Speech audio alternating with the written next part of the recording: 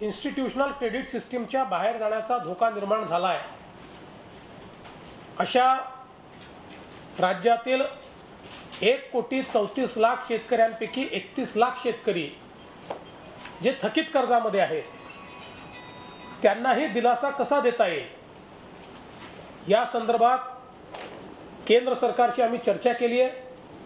राज्य सरकार आपला वाटा त्याच्यामध्ये उचलायला तयार आहे हे राज्यांनी सांगितलं आहे।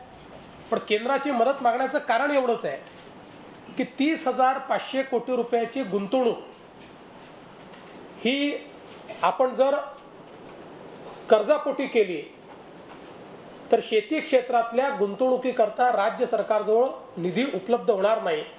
शेतीच नाही तर इतरही इन्फ्रास्ट्रक्चरच्या क्षेत्रात जर आपण बघितलं तर आपण पायाभूत सुविधांमध्ये किंवा ज्याला कॅपिटल एक्सपेंडिचर म्हणतो हे गेल्या 10 वर्षात काढलं तर 22,000 कोटीपासून 30,000 कोटीपर्यंत आता 31,000 कोटीपर्यंत आपण हे करतोय आणि म्हणून त्याच्यावर मोठा परिणाम होईल।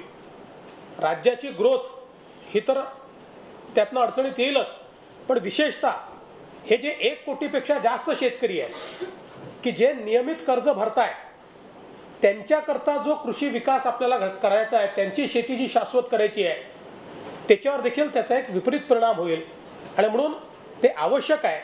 पण त्यासोबत केंद्र सरकारची मदत घेऊन जर ते केलं तर दोन्ही गोष्टी साध्य करणं शक्य आहे आणि म्हणून केंद्र सरकारला आम्ही काल भेटलो आहोत। त्यांनी देखील बरीच सकारात्मक भूमिका त्यात घेतली आहे आणि राज्य सरकार आपला वाटा उचलण्याकरता तयार आहे। मी आज या संदर्भात अधिक बोलणार नाही कारण अर्थमंत्री आहेत, बजेटबद्दल ते अधिक बोलतील, पण मी अर्थमंत्र्यांचं अर्थराज्यमंत्र्यांचं मनपूर्वक अभिनंदन करतो। अतिशय चांगलं अशा प्रकारचा अर्थसंकल्प आज त्यांनी या ठिकाणी सादर केला आहे। एक गोष्ट अजून मला या ठिकाणी सांगावीशी वाटते की आज ज्या प्रकारचं विरोधकांचं वागणं होतं हे लोकशाहीला साजेश नव्हतं आणि शेतकऱ्यांची थट्टा करणारं होतं। याचं कारण वेलमध्ये येऊन नारे देणं हे एक आपण समजू शकतो, पण ज्या प्रकारची थट्टा मस्करी हे आमदार वेलमध्ये करत होते जणू काही ते बगीचात फिरायला आले आहेत, ते गंमत करायला आले आहेत, अशा प्रकारे हास्य विनोद हा ज्या प्रकारे त्या वेलमध्ये होत होता खऱ्या अर्थानं शेतकऱ्याचा करता म्हणणं मांडण्याकरता ते वेलमध्ये आले होते की शेतकऱ्याची थट्टा करण्याकरता ते वेलमध्ये आले होते असा प्रश्न या ठिकाणी उपस्थित होतो। आणि त्याहीपेक्षा जे काही बजेटचे कागद जाळण्याचा कार्यक्रम या ठिकाणी पार पडला मला असं वाटतं की हा अत्यंत लाजिरवाणा अशा प्रकारचा कार्यक्रम आहे। खरं म्हणजे आत्ता हा विरोधी पक्ष जो आहे हा पूर्णपणे या ठिकाणी फ्रस्ट्रेटेड आहे आणि नेमकं काय करावं हे देखील त्यांना समजत नाही अशा प्रकारची अवस्था आहे। सातत्याने निवडणुकांमध्ये ते मार खात आहेत कारण जनतेचा त्यांच्यावर विश्वास नाही। आज ज्या गोष्टींकरता ते संघर्ष करतोय असं भासवत आहेत त्या सगळ्या समस्या त्यांनीच उभ्या केलेल्या आहेत। त्यामुळे जनतेला माहिती आहे की यांच्यामुळे ह्या समस्या उभ्या राहिलेल्या आहेत आणि म्हणून जनतेचा त्यांच्यावर विश्वास नाही आहे। पण तरी देखील माझी अपेक्षा अशी होती की किमान शेतकऱ्यांकरता आंदोलन करतो असं भासवता तर ते तरी प्रामाणिकपणे भासवा, त्यात तरी थट्टा मस्करी करू नका। पण ती थट्टा मस्करी करून नेमकं आपण कशाकरता आंदोलन करतोय हे आज त्यांनी या ठिकाणी स्पष्ट केलेलं आहे। या संपूर्ण वागण्याचा मी पूर्णपणे या ठिकाणी निषेध करतो। मी माननीय अर्थमंत्र्यांना विनंती करतो, आज अर्थमंत्र्यांचा दिवस आहे।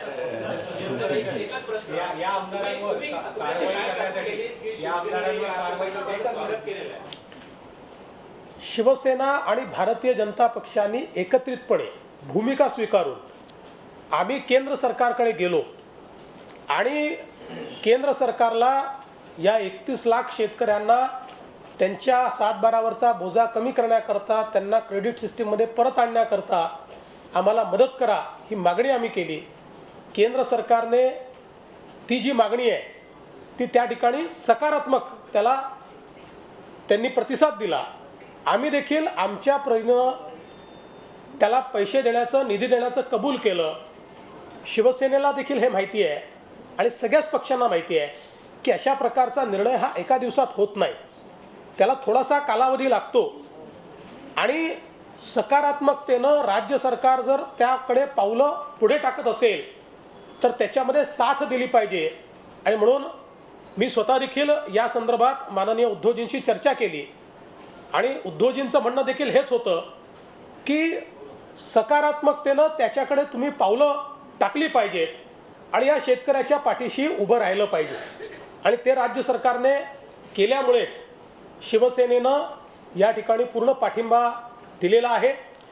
एकत्रितपणे शेतकऱ्यांकरता आम्ही लढा देतो आणि या शेतकऱ्याला कर्जमुक्त करण्याच्या दृष्टीनं निश्चितपणे राज्य सरकार केंद्र सरकार मदत करेल हा विश्वास या ठिकाणी मी व्यक्त करतो आणि त्यामुळेच शिवसेनेनं या ठिकाणी समर्थन दिलेलं आहे.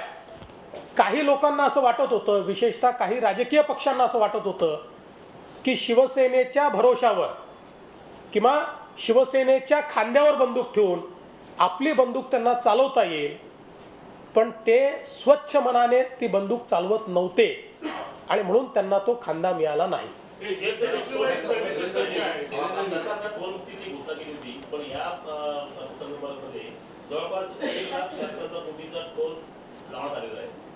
असं कोणी सांगितलं तुम्हाला? धनंजय मुंडे नीट अभ्यास नाही करत अलीकडच्या काळात. त्यांना फार नाही त्यांना एक मिनिट राज्य सरकारच्या रस्त्यावरचे सगळे टोल रद्द केलेले आहेत. तो निर्णय कुठेही बदललेला नाही. कर्जमाफीच्या संदर्भात उत्तर प्रदेशला ज्यावेळेस निर्णय होईल त्याच वेळेस महाराष्ट्राचा निर्णय होईल असं आपण सांगू. केंद्र सरकारशी आमची जी चर्चा झाली त्यावेळेस केंद्र सरकारने असंच सांगितलं आहे की कुठलाही निर्णय घेताना आम्हाला देशाकरता घ्यावा लागेल आणि आम्ही त्यांना हे सांगितलं आहे की त्या निर्णयात जे पार्टिसिपेशन तुम्ही राज्याचं अपेक्षित कराल ते राज्य सरकार देईल.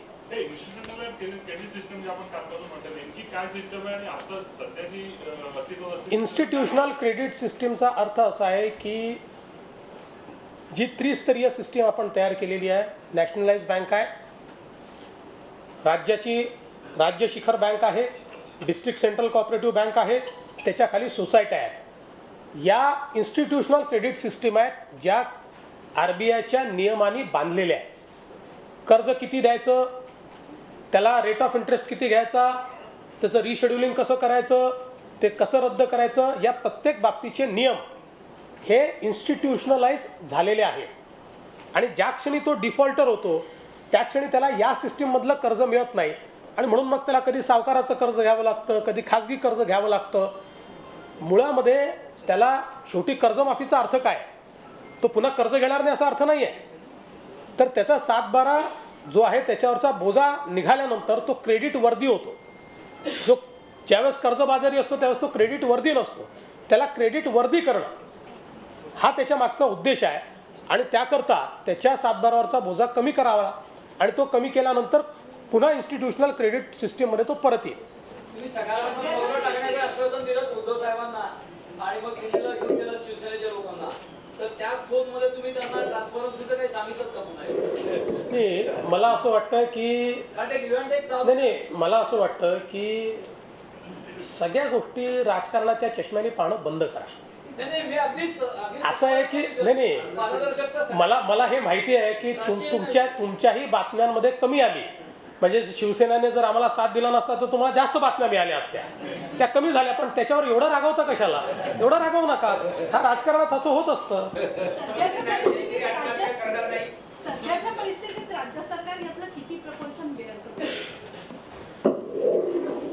केंद्र सरकार जे सांगेल ते प्रपोर्शन आम्ही बेअर करू शकतो असं माझं मत आहे.